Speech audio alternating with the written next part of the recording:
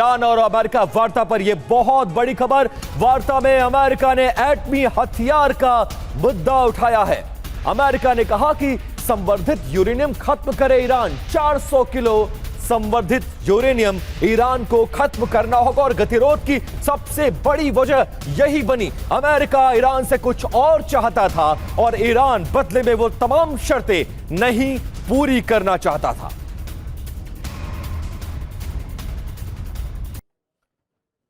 तो सबसे बड़ा सवाल यह कि क्या एटमी हथियारों ने इस बातचीत को फेल करा दिया और बैठक में क्या हुआ, सबसे पहले यह जान लीजिए।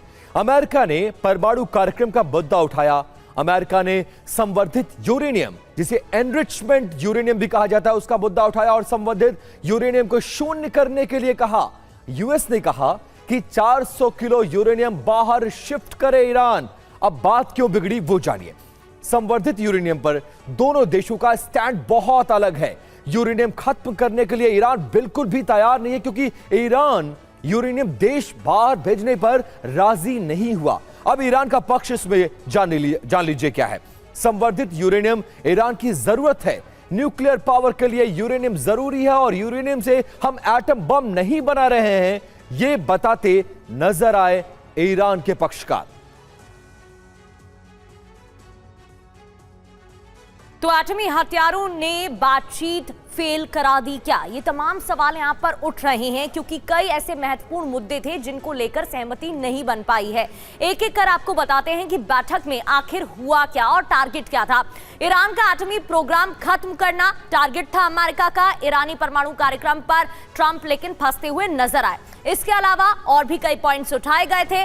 दावा क्या किया गया? दावा यह किया गया ईरान के न्यूक्लियर ठिकानों पर हमले हुए, ईरान के सभी न्यूक्लियर ठिकाने नष्ट किए गए, यह भी कहा गया है। ईरान के सभी न्यूक्लियर ठिकानों पर हमले, अब ईरान कभी एटम बॉम्ब नहीं बना पाएगा। लेकिन हकीकत क्या है यह भी समझ लेते हैं। ईरान में 400 किलोग्राम से ज्यादा एनरिचमेंट संवर्धित यूरेनियम मौजूद। बिल्कुल, और 400 किलो यूरेनियम से 11 एटम बम बन सकते हैं और यही अमेरिका की सबसे बड़ी चिंता है। ईरानी एटमी खतरा पूरी तरह से खत्म नहीं हुआ है और इसी मसले पर दोनों देशों के बीच यह बातचीत असफल हुई। जेडी वेंस वापस लौट गए। ईरान वापस लौटने की तैयारी कर रहा है और पूरे दुनिया की निगाह इस बैठक पर थी, लेकिन नतीजा सिफर हो गया। और हमारे साथ खास मेहमान भी जुड़े हुए हैं, उनसे आपका परिचय करवाते हैं। Major general S VP Singh sir as defence expert हमें ज्वाइन कर चुके हैं। Professor Sanjay Bhardwaj sir foreign मामलों के जानकार हैं, वो हमारे साथ स्टूडियो में मौजूद हैं। पूर्णिमा नाथ जी राजनीतिक विश्लेषक हैं, अमेरिका से लाइव हमारे साथ जुड़ गई हैं। इमरान अली रियाज पत्रकार हैं, कराची से पाकिस्तान से हमें ज्वाइन कर चुके हैं। और तेल अवीव से मनीष लगातार एक एक अपडेट हमें दे रहे हैं, वो भी हमारे साथ ज्वाइन कर चुके हैं। सिंह सर, एक तरफ तो पाकिस्तान की तरफ से दावा किया जा रहा है कि आगे और बातचीत हो सकती है। जब 24 घंटों में कुछ हल नहीं हो पाया, आमने सामने कोई बात नहीं बन पाई, तो आगे क्या लग रहा है आपको कि अब भी कोई बातचीत हो सकती है? देखें, प्रगति ऐसे है कि जब बातचीत लड़ाई के मैदान का अगला स्टेप होता है, लड़ाई के मैदान में अमेरिका अपनी मुद्दे पूरी तरह अचीव नहीं कर सका। बेशक काफ़ी हद तक उसने ईरान के ऊपर नुकसान किया है। वैसे ही ईरान ने जो अपनी डिफेंसिव लड़ाई लड़ी है, बहुत ही तारीफ़ें मान रही है अभी। पर लड़ाई के मैदान में ना कोई जीतता है ना कोई हारता है, ये टेबल के ऊपर आके ही फैसले होते हैं। और आप जितने भी इतिहास में जाके देखें, at the end of it, first world war league of nations, second world war united nations organisation, 1973 Arab Israel war, camp David accord, ऐसे मतलब सब चलते आए हैं और कामयाबी दी है। अभी इस प्रकार बेशक पहले दिन में कोई टारगेट अचीव नहीं हुए और जो कि प्रिडिक्ट भी किया जा रहा था कि कुछ इसका नतीजा नहीं निकलेगा, पर मैं वो उम्मीद रखता हूं कि अगला राउंड जो पाकिस्तान बोल रहा है, बेशक वो वाशिंगटन में हो, जिधर भी हो, इस्लामाबाद में हो सकता है कि कुछ और जरिया निकल सकता है कि दोनों पार्टीज ने जो अपने नजर आ रही है, क्योंकि दोनों तरफ गतिरोध बना हुआ है। जो अमेरिका की मांगे हैं वो ईरान मानने को तैयार नहीं है और जो ईरान कह रहा है वो अमेरिका सुनने को भी तैयार नहीं है। एक बार लिए चलते अपने दर्शकों को सीधे इजराइल लिए चलते हैं, जहां पर हमारे संवाददाता मनीष झा हैं। मनीष, दोनों तरफ से शर्तें रखी गई, लेकिन कोई भी किसी की शर्त मानने को तैयार नहीं है। ऐसे में सबसे बड़ा सवाल यह कि अब सीज फायर का क्या होगा, वापस लौटने के बाद अमेरिका डिसीजन क्या लेगा, और इजराइल में रहते हुए आप क्या फील कर पा रहे हैं, अब इजराइल का स्टैंड क्या है? क्योंकि इजराइल यह कह चुका है कि अभी हमारा लक्ष्य जो था ईरान में वो हमने हासिल नहीं किया है और हम वो लक्ष्य पूरा करके रहेंगे। बिल्कुल विपिन, चूंकि TV9 की टीम इजराइल में मौजूद है और मैं आपको बताऊं कि इजराइल में एक बार फिर से ये चर्चा शुरू हो गई है कि अब ये युद्ध दोबारा से शुरू हो सकता है, कभी भी शुरू हो सकता है। बल्कि कुछ इजराइल के लोग अभी मुझे कह रहे थे कि इस बार आप देखेंगे कि युद्ध की अगुवाई इजराइल करेगा, ना कि इजराइल को पायलट की भूमिका में रहेगा। ये भी हो सकता है। और जो तीसरी बात है कि पिछले कुछ घंटे के घटनाक्रम पर जो लगातार हमारी नज़रें बनी हुई थी, उससे ये लग रहा है कि इजराइल को पहले से ये पता था, इजराइल के प्रधानमंत्री बेंजामिन नेतन्याहू को पहले से ही पता था। इसलिए आधी रात में प्रधानमंत्री नेतन्याहू की तरफ से इजराइल के लोगों को एक संदेश दिया गया था कि देखिए 40 दिन की जंग में हमने ये हासिल किया है, लेकिन अभी ये टारगेट बचा हुआ है। और अमेरिका को थैंक यू कि अमेरिका ने इतने दिन तक साथ दिया है, लेकिन हम अपना ये लक्ष्य पूरा करेंगे। मतलब इजराइल ने मन बना लिया है कि अगर देर सवेर अमेरिका जब भी ज्वाइन करे, लेकिन हम अपने लक्ष्यों को पूरा करने के लिए ईरान के खिलाफ कार्रवाई करते रहेंगे। तो ऐसी स्थिति में जबकि अब जैसे ही अमेरिकी उपराष्ट्रपति की तरफ से पाकिस्तान में यह ऐलान हुआ है, तब से इजराइल में हर कोई यही कह रहा है। बल्कि यहाँ पर तो इस बात को लेकर मजाक में शर्त लग रही है कि कल युद्ध शुरू होगा या आज युद्ध शुरू होगा। तो आप समझ सकते हैं कि इजराइल के नज़र में काउंटडाउन शुरू हो चुका है। कभी भी किसी भी तरह की सूचना मिल सकती है और वो सूचना यही हो सकती है कि इजराइल ने क्या एक्शन उठाया है ईरान के खिलाफ। लेबनान के खिलाफ तो उनका एक्शन चल ही रहा है। तो जाहिर है, हाँ, आम लोगों से बात करें तो आम लोग इस बात से बेहद निराश हैं, क्योंकि उन्हें 2-3 दिन से थोड़ी राहत मिली थी। मिसाइल नहीं आ रहे थे, सायरन नहीं बज रहे थे, उन्हें लग रहा था कि चलो ज़िंदगी धीरे धीरे पटरी पर लौट रही है। बहुत हद तक लोगों ने उम्मीद बना रखी थी कि क्या पता कहीं कुछ चमत्कार हो जाए, लेकिन वो सब हुआ नहीं। और इजरायली सरकार और सेना तो पहले से ही तैयार बैठी थी, बल्कि उन्होंने तो अपने एक्शन को रोका ही नहीं था। वो जब ईरान पर नहीं तो वो लेबनान पर एक्शन कर ही रहे थे। तो ये संभावना बनी हुई है अगले कुछ घंटे में कुछ भी हो सकता है इजराइल की तरफ से। बिल्कुल लौटेंगे आपके पास। एक और बड़ी खबर का रुख कर लेते हैं। अभी अभी राष्ट्रपति डोनाल्ड ट्रंप का एक पोस्ट सामने आया है। ये पोस्ट किया गया है अमेरिकी राष्ट्रपति की तरफ से। ईरान झुका नहीं तो मेरे पास ऑप्शन है, विकल्प है। नौसैनिक नाकाबंदी एकमात्र हथियार। ट्रंप ने ईरान को वेनेजुएला याद दिलाया। ऑपरेशन मादुरो का जिक्र किया गया है इस पोस्ट में। ट्रंप ने ऑपरेशन मादुरो का जिक्र करते हुए वेनेजुएला की याद दिलाई और कहा मेरे पास अभी विकल्प बाकी है।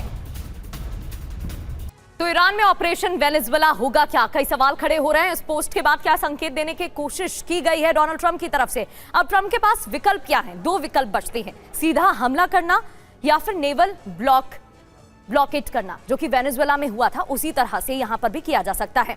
किस विकल्प को डोनाल्ड ट्रंप चुनेंगे, यह बड़ा सवाल है। अब डायरेक्ट अटैक करने से अमेरिका बचेगा। नेवल ब्लॉकेट का ऑर्डर दे सकते हैं डोनाल्ड ट्रंप। नेवल ब्लॉकेट क्यों चुनेंगे, यह विकल्प क्यों? ईरान की आर्थिक लाइफलाइन काट देगा। इस तरीके से भारी नुकसान होगा और खासकर अगर देश तेल निर्यात पर निर्भर हो तो बहुत नुकसान होगा। ईरानी अर्थव्यवस्था पूरी तरह से चौपट हो जाएगी। वेनेजुएला में कैसे इसका असर दिखा था ये भी समझ लेते हैं। तेल बेचना मुश्किल हो गया, पैसा खत्म हुआ, सरकार कमजोर हो गई थी। वेनेजुएला में इसका असर इस तरीके से देखने को मिला था। बड़ी बातें क्या हैं? सैन्य ऑपरेशन आसान हुआ, मादुरो की सत्ता चली गई थी और इस वजह से ये जिक्र यहां पर किया गया है। जी हाँ, बिल्कुल। और हमारे साथ मेहमानों का पैनल बना हुआ है। सीधे संजय भारद्वाज सर का रुख करेंगे। बीइंग एक्सपर्ट, संजय जी क्या समझ रहे हैं? अमेरिका ये साफ कह चुका है कि ईरान को झुकना ही होगा। ईरान ने साफ कहा हम नहीं झुकेंगे, लेकिन डोनाल्ड ट्रंप वेनेजुएला का मॉडल अप्लाई करना चाहते हैं। दुनिया से ईरान को काट देना चाहते हैं, हॉर्मुज पर वो कब्जा करना चाहते हैं। खर्क द्वीप उनका सपना है। और इसके बाद अब ये जंग आपको कहां जाती हुई नजर आ रही है? और क्या वेनेजुएला का मॉडल ट्रंप जो अप्लाई करना चाहते हैं वो ईरान पे अप्लाई होगा? क्या ईरान उतना कमजोर है जितना वेनेजुएला था? देखिए, माय आंसर इज नो। क्यों इसका सीधा सीधा है कि सबसे बड़ा, अगर अमेरिका नेगोशिएशन टेबल पे आया है तो उसका सबसे बड़ा फैक्टर है कि दुनिया का बहुत उस पर दबाव था कि जिस तरीके से दुनिया की इकोनॉमी नीचे जा रही थी, ग्रोथ घट रही थी, क्योंकि उसका लोगों का डिपेंडेंसी ईरान पे बहुत ज़्यादा है। जो स्ट्रेट ऑफ हार्मुज है उस पर बहुत ज़्यादा डिपेंडेंसी है, लगभग 20% ऑयल वहाँ से एक्सपोर्ट होता है। तो निश्चित रूप से अंतर्राष्ट्रीय दबाव की वजह से अमेरिका नेवल ब्लॉकेड को नहीं जाएगा। दूसरा जो फैक्टर है कि देखिए, जो ईरान का जियो स्ट्रेटेजिक लोकेशन है वो अमेरिका के लिए प्रॉब्लमेटिक हो रहा है कि जिस तरीके सीधा का सीधा, वो चाहे यूएई हो, दुबई हो, सऊदी अरबिया हो, बहरीन हो, कुवैत हो, इन सब पे सीधा ईरान भी अटैक कर रहा है। और जहाँ तक तीसरा जो ऑप्शन है कि आप ब्लॉकेड करने से और नेवल एक्सरसाइज करने से या एयर एक्सरसाइज करने से आपको वो टारगेट अचीव नहीं हो रहे हैं, तो आपको बूट्स ऑन ग्राउंड अप्लाई करना पड़ेगा। लेकिन बूट्स ऑन ग्राउंड में निश्चित रूप से अमेरिका को कोई बढ़त नहीं मिलेगा, क्योंकि जिस तरीके का टेरेन है ईरान का, वो अमेरिकन सोल्जर्स और अमेरिका के लिए बड़ा डिफिकल्ट हो जाएगा। इसमें एक टेक्निक अमेरिका अपना सकता है जो मुझे लगता है कि या तो वो जो रीजनल आर्मी है, सऊदी अरबिया, पाकिस्तान, यूएई, इनके लोगों को यहाँ पर बूट्स ऑन ग्राउंड भेजने का एक बी प्लान रख सकता है। मुझे लगता है ये शुरुआत से, ये जंग जब शुरू हुई तब से कहा जा रहा है कि अगर अमेरिका बूट्स ऑन ग्राउंड पर आया तो ये बहुत बड़ा सुसाइडल होगा अमेरिका के लिए और वापस निकलना मुश्किल होगा। देखिए, इस बीच एक बड़ी खबर आ रही है, अमेरिका ईरान में कई मुद्दों पर असहमति वाली बात सामने आई है। ईरान ने हमारी शर्त नहीं मानी। जेडी वेंस ने यह प्रेस कॉन्फ्रेंस में बहुत क्लियरली बोला है, हम किसी समझौते तक नहीं पहुंच पाए, ये बात कहते हुए वो वापस लौट गए। तो जेडी वैंस की तरफ से क्या कहा गया एक एक कर आपको बता रहे हैं, लेकिन मीटिंग रूम का वो पल जब वार्ता हुई असफल, क्या क्या मुद्दे रहे? परमाणु कार्यक्रम बंद हो, अमेरिका की तरफ से कहा गया। यूरेनियम संवर्धन को लेकर ईरान का पक्ष, ऊर्जा जरूरतों के लिए परमाणु कार्यक्रम जारी रखेंगे, परमाणु कार्यक्रम पूरी तरह से बंद हो, यह अमेरिका का पक्ष यहां पर रखा गया। इसके अलावा संवर्धित यूरेनियम अमेरिका को सौंप नहीं सकते हैं, ईरान ने साफ स्पष्ट किया। तो अमेरिका ने कहा ईरान संवर्धित यूरेनियम हमको सौंप दे, ये बात कही गई। हॉर्मुज स्ट्रेट का मुद्दा बेहद महत्वपूर्ण रहा, ईरान का पूरा कब्जा होगा, जहाजों से टोल वसूलेंगे, ईरान की तरफ से कहा गया। तो अमेरिकी डेलीगेशन की तरफ से कहा गया हॉर्मुज पूरी तरह खोले, टोल वसूलना मंजूर नहीं है, ईरान को खोलना होगा हॉर्मुज स्ट्रेट। ईरानी पक्ष, हिजबुल्लाह हुती पर हमले बंद हो, क्योंकि लेबनान और प्रॉक्सी पर हमले को लेकर वार्ता से पहले भी ईरान की तरफ से अपना पक्ष रखा गया था। अमेरिकी पक्ष लेबनान समझौते में नहीं है। इसके अलावा फ्रीज ईरानी संपत्ति, एक और महत्वपूर्ण मुद्दा। ऑब्जेक्टिव ईरानी पक्ष, ईरानी संपत्ति डिफ्रीज हो, आर्थिक प्रतिबंध हटाए जाएं। अमेरिका का दावा, हॉर्मुज परमाणु वाली शर्तें मानने पर ढील दे ईरान, नहीं तो और भी घातक परिणाम देखने को मिलेंगे। इमरान जी, आपके पास आऊंगी मैं, लेकिन पूर्णिमा नाथ जी, ये तो शुरुआत से ही ईरान की तरफ से कहा गया था ना कि वो अपना परमाणु कार्यक्रम बंद नहीं करेगा। तो क्या जेडी वैंस का इस्लामाबाद पहुंचना बस एक दिखावा था, लोगों को ये बताने की कोशिश की अमेरिका पीस चाहता है, अपनी जनता को एक तरीके से ये बताने की कोशिश की अमेरिका की तरफ से कोशिश की जा रही है पीस को लेकर, या फिर ये कोई चाल थी? क्योंकि शुरुआत से ईरान की तरफ से लगातार कहा जा रहा है कि वो एनरिचमेंट को बंद नहीं करने वाला, तो टेबल पर ऐसा क्या हो जाता कि ईरान बदल जाता? जी, thank you so much for having me. नमस्ते, जय हिंद। आपने बहुत अच्छा क्वेश्चन पूछा है। इसका आंसर ये है कि पहले से मैं बता रही हूँ कि ये जो नाटक किया गया है प्रेसिडेंट ट्रंप और उनके रिजीम से, this was a setup for किसके लिए? आप देखिए कहाँ पे हुआ ये वार्ता, कहाँ पे हुआ? Pakistan is literally the neighbour country of Iran. ये वाशिंगटन डीसी में नहीं हुआ, अमेरिका के किसी जगह में नहीं हुआ। और गया कौन है? Vice president Vance. क्यों गए? Because Iran had no trust on पहले की जो आपकी कुशनर हुआ करता था और विटकॉफ हुआ करता था, दोनों टाइम में डिसेप्टिव बिहेवियर उनसे आया है, और दोनों पास टाइम पे उन्होंने बॉम्बिंग किया है जब निगोशिएशन टेबल में बैठे हुए थे। There is no trust at all, trust deficit तो है ही। इसीलिए ईरान ने शर्त, आप देखिए शर्त कौन रख रहा है? शर्त रख रहा है ईरान। जगह कहाँ पे है? ईरान के नेबर। गया कौन? अमेरिका की वाइस प्रेसिडेंट। इस पे आपको समझना ये बहुत इंपॉर्टेंट है। यहाँ पे कार्ड कुछ नहीं है प्रेसिडेंट ट्रम्प की। अमेरिका हार गए यहाँ पे, लेकिन एक्सेप्ट नहीं करेंगे। अमेरिका की जो मागा फैक्शन है, जो white Christians supporters of Republican party और प्रेसिडेंट ट्रम्प है, वो कभी एक्सेप्ट नहीं करेंगे कि वो हार चुके। Unfortunately in this particular case America हार चुके। उनके पास कोई कार्ड नहीं था, वांस को भेजा गया है और ये सेटअप था क्योंकि वो प्रोपागेंडा वॉर जो चल रहा है उससे नैरेटिव को शेप करने में उसके लिए it is going to help. Ceasefire एक नैरेटिव था और उस नैरेटिव को पूरा करने के लिए वहां गए थे, लेकिन शुरुआत से ये लग रहा था कि जो कंट्राडिक्शन मैम था दोनों तरफ से, उसको लेकर ये उम्मीद दुनिया जता रही थी कि एक मीटिंग में तो सब कुछ डिसाइड नहीं होने वाला है, और वही हुआ कि ये पूरी वार्ता फेल साबित हुई। सीधे लिए चलते हैं अपने दर्शकों को पाकिस्तान, लेकिन उससे पहले एक बड़ी खबर। वार्ता फेल होने पर IRGC कमांडर का बयान सामने आया है। हम पहले से ज्यादा एकजुट हैं, ये IRGC का जवाब। हम लोग का जवाब हम देते रहेंगे। इस्माइल कानी ने बहुत बड़ा बयान दिया है। और यूएस ईरान वार्ता से जुड़ी एक और बड़ी जानकारी। यूएस ईरान से लीबिया मॉडल चाहता था। यूएस की शर्तें ज्यादा और गलत थी। ईरान ने कहा ईरान का यूरेनियम लेना चाहता था अमेरिका। लीबिया मॉडल की तरह ईरान यूरेनियम देने को तैयार नहीं था। शुरू से जंग ना करने की गारंटी भी नहीं दे रहा था, या तो ये कहता कि जंग नहीं होगी, ये भी गारंटी नहीं दी। अब देखिए, ईरान जो आरोप लगा रहा है कि अमेरिका लीबिया मॉडल को ईरान में अप्लाई करना चाहता था। ऐसे में यह जानना जरूरी है कि आखिरकार लीबिया मॉडल है क्या, तो वो समझ लेते हैं। देखिए, लीबिया मॉडल क्या है।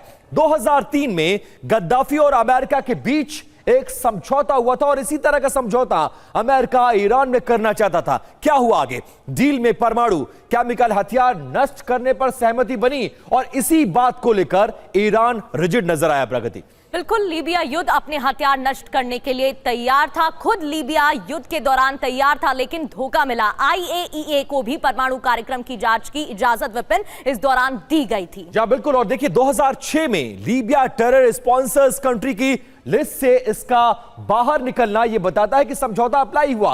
लेकिन 2011 में लीबिया में विद्रोह के बाद गद्दाफी का तख्ता पलट कर दिया गया, और इसमें भी अमेरिकी भूमिका नजर आई। अब ईरान का जो सबसे बड़ा कंट्राडिक्शन है वो क्या है? ईरान को डर क्या है, ये जानिए। अब देखिए, ईरान को डर यह है कि एटमी कार्यक्रम रोकने के बाद लीबिया की तरह उसका हाल हो सकता है जो अमेरिका चाहता था। सत्ता परिवर्तन और मिसाइल कार्यक्रम रोकने के बाद अमेरिकी कार्रवाई संभव है, इसीलिए वो बिल्कुल भी तैयार नहीं हुआ। प्रगति, और अमेरिका तेहरान में विद्रोह को हवा दे सकता है, यह बात ईरान जानता है, इसलिए डर भी है। एटमी कार्यक्रम रोकने का मतलब शासन का अंत भी है विपिन, और इस बात का डर है क्योंकि जो गद्दाफी के साथ 2003 में हुआ उसकी हत्या कर दी गई थी। ये ईरान अच्छे से जानता है, और इस वजह से वो फूंक फूंक कर कदम रख रहा है।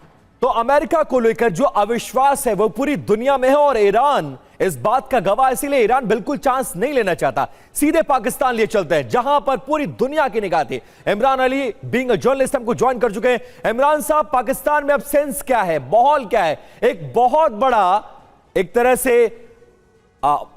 तरह से पाकिस्तान इस पूरे मामले में आगे आया, समझौता कराने की कोशिश की, और एक तरह से फेवर लेने की कोशिश कर रहा था कि हम हैं जो ये सब कुछ करा सकते हैं। लेकिन अब जब वार्ता फेल हो गई है तो अमेरिका और ईरान दोनों वापस लौट चुके हैं। तो पाकिस्तान में माहौल क्या है, क्या लग रहा है अब आगे क्या होगा? क्योंकि सऊदी अरब को अपने फाइटर जेट्स भेजना कुछ और बता रहा है, कुछ और दूसरी तरफ इशारा कर रहा है।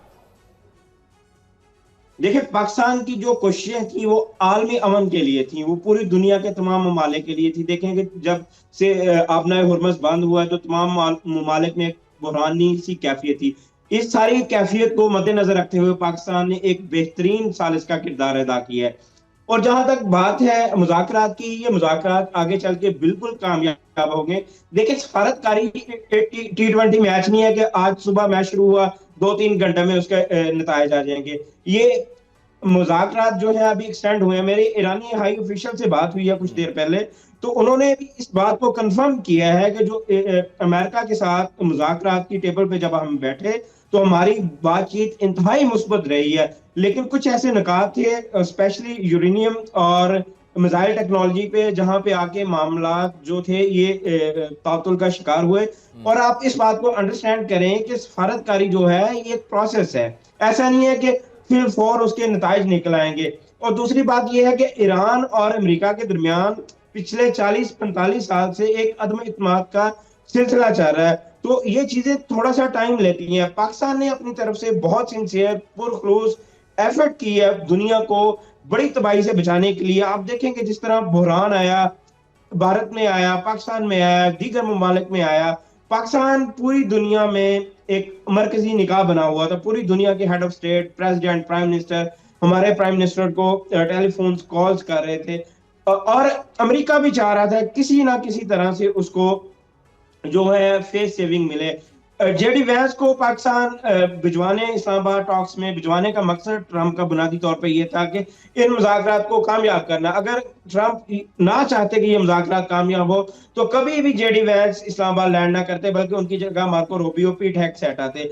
और यही जो 4 नुकात है स्पेशली यूरेनियम वाला, तो मेरा ख्याल है कि इस पे भी अगला जो राउंड होगा हो सकता है वो पाकिस्तान में हो, मिस्र में हो, इमरान जी अगले राउंड को लेकर कोई इस पे भी जानकारी नहीं गई अभी मुज़ाकरात के तक। जरिए उस मामले को सॉर्ट आउट किया जा सकता है। मैं आपको बताता जाऊं कि जो मेरी ईरानी हाई ऑफिशियल से बात हुई है, जो 450 किलोग्राम इनरिच यूरेनियम उन्होंने कहा कि हमारे हवाले की जाए, तो ईरानियों का ये मेरा अपना एनालिसिस है कि ईरानी इस पे अपना स्टांस ये देंगे कि देखें आपने B-2 बमबार तैयारों से ईरान में आके जो हमारे साइट थी वहां पे बमबारी की है। लेकिन बहुत ज्यादा उम्मीद थी इस बैठक से, बैठक के बाद निकला कुछ नहीं, नतीजा सिफर रहा, और इसमें भूमिकाओं का जिक्र भी बहुत ज्यादा किया जा रहा है। वापस लौटेंगे आपके पास। इस बीच एक बड़ी खबर, ईरानी विदेश मंत्रालय के प्रवक्ता का बड़ा दावा, यूएस ने बीच वार्ता में कई बातें जोड़ी हैं। ईरान ने यह साफ कहा है नई बातें जोड़ने से वार्ता विफल हो गई है। और वहीं वार्ता फेल होने पर अराक्ची का भी बयान सामने आया है। यूएस के बर्ताव से हम निराश हैं। अब्बास अराक्ची ने कहा इजरायल के हितों पर अमेरिका का ध्यान है, हम ईरान की संप्रभुता के लिए प्रतिबद्ध हैं।